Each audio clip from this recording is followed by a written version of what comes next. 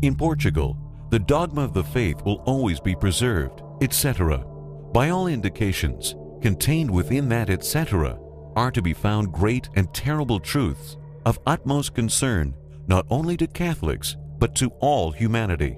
The whole truth is in the possession of those in the Vatican who have read the text of Our Lady's words and has been held there under lock and key since 1957.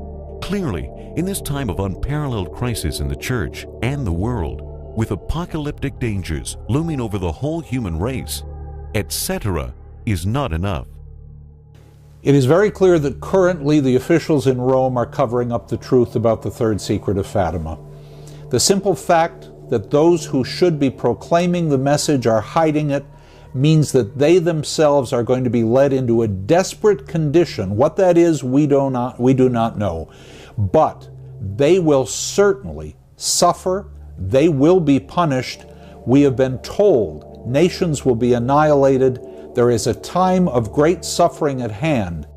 And if the clergy steer in the wrong direction, especially if they're heading towards heresy, we have no obligation to follow them in that deviation, and we do have an obligation to adhere to the faith and pass that down as we've received it. And therefore we have to do what St. Vincent of Leon said, that when the whole church would fall into apostasy at the same time, we must hang on to tradition, traditional faith, traditional practices. That way we will, the church is Catholic not just because it's universal, that is all over the space of the whole world, but it's Catholic because it's universal in time. It's the same faith, the same practices from the time of Christ to the end of time. And when everyone around us goes wrong, at least if we look to what our forefathers have done, we know that we're on the safe and solid ground. If you look at the history of the Rosary, it was given to the Church at a time when the Church was threatened with another diabolical disorientation, with the Albigensian heresy. It was the spiritual weapon in a crusade which actually took up real weapons. But this was the spiritual weapon Mary gave to again save us from another diabolical disorientation, such as we're facing now. Sister Lucy points out that Our Lady has given even greater efficacy to the Rosary in our times. So if it has been so singularly potent in previous ages, we have the promise of Our Lady that it's going to be even more powerful and more potent against evil and sustaining our life of grace in our own age. All this knowing about the liturgy, the changes, the apostasy, the third secret of Fatima would be nothing if it had nothing to do with the average person. If there were nothing we could do, then it would be nothing more than a story, something we'd read in the National Enquirer or something like that. But it's not. The average person is not helpless. Remember, we're saved by faith and good works. And I apply this to everything in the Church. The faith on the one hand, I apply to prayer and sacrifice, the Rosary, most especially the Rosary. Here's a prescription. Pray your Rosary every day. Only Our Lady of the Rosary can help you. We need to pray the Rosary. Now, in the face of all this evidence of a cover-up, one might conclude that the situation is hopeless. The Vatican has apparently determined, or at least certain elements of the Vatican apparatus have determined, to suppress part of the third secret of Fatima, the part containing the words of the Virgin. And we have no way of knowing how to avert this disaster that's coming, so we should just sit there and wait for the end. But that isn't the case, because the Fatima prophecies are conditional. Yes, the annihilation of nations that Our Lady speaks of is predicted in the third secret of Fatima, but the third secret undoubtedly predicts the consequences of failing to do what the Virgin requested. As she said, if my requests are not granted, various nations will be annihilated. But if they are granted, what is predicted in the third secret can still be averted.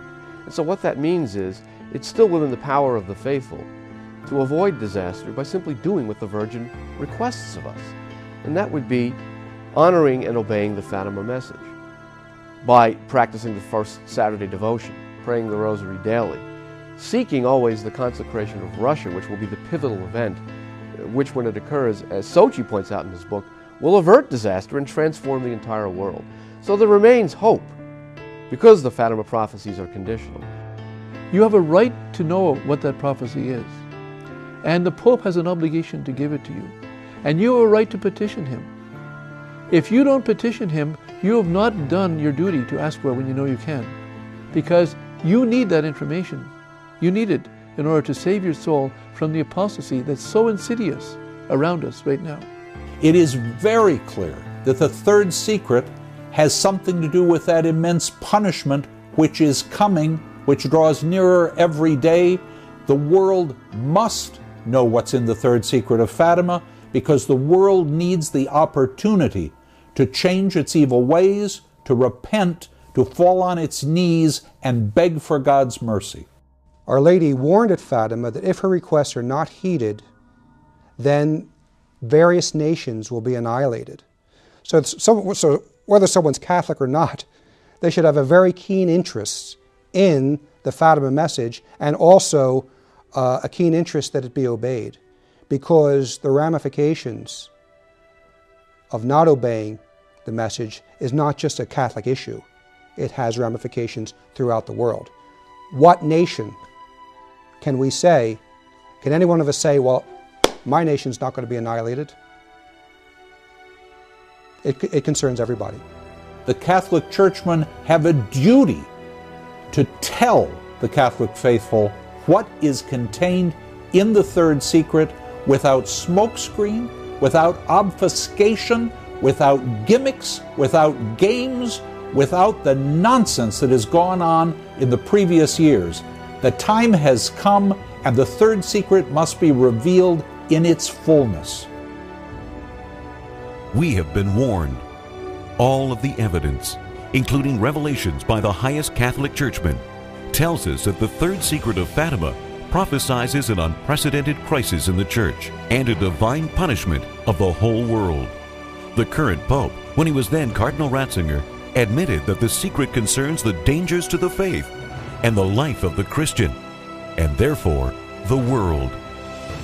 If the message of Fatima is to be believed, and the Church itself says the message is worthy of belief, unless we alter our present course, millions will lose the faith, and millions more will die.